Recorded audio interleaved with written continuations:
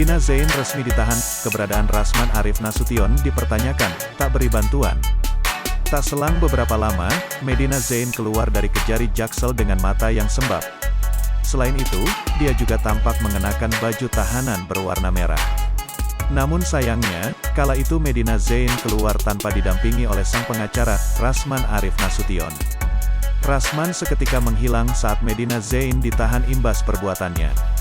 Warganet pun penasaran di mana Rasman berada saat ini.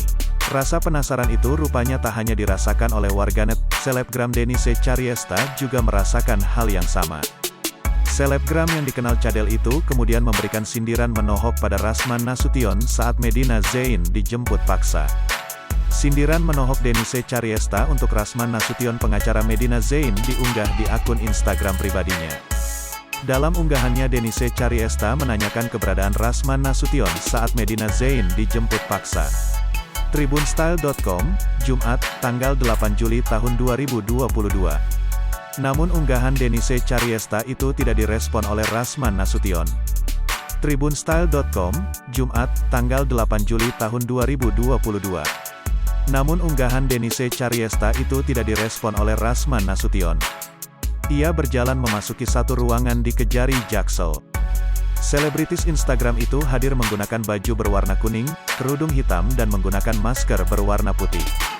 Tak banyak berbicara, Medina langsung masuk ke ruangan di Kejari Jaksel. Polda Metro Jaya menjemput paksa selebgram Medina Zain pasca ditetapkan sebagai tersangka kasus pencemaran nama baik, Kamis, tanggal 7 Juli tahun 2022. Kasus yang menimpa Medina Zain itu rupanya mendapat perhatian lebih dari pengacara Hotman Paris.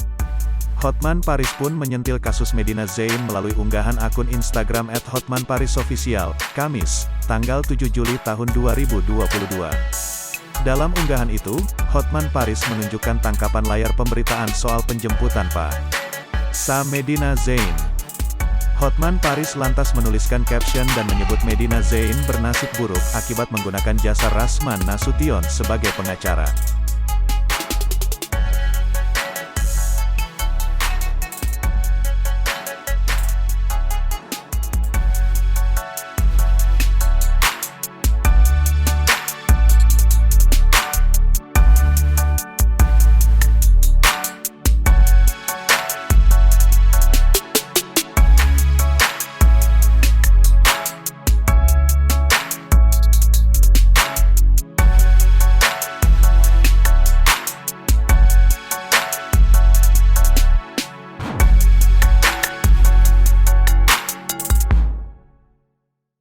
Hai pemirsa Sri Popo TV, jangan lupa komen, like, dan subscribe, serta tonton terus berita-berita terupdate lainnya ya.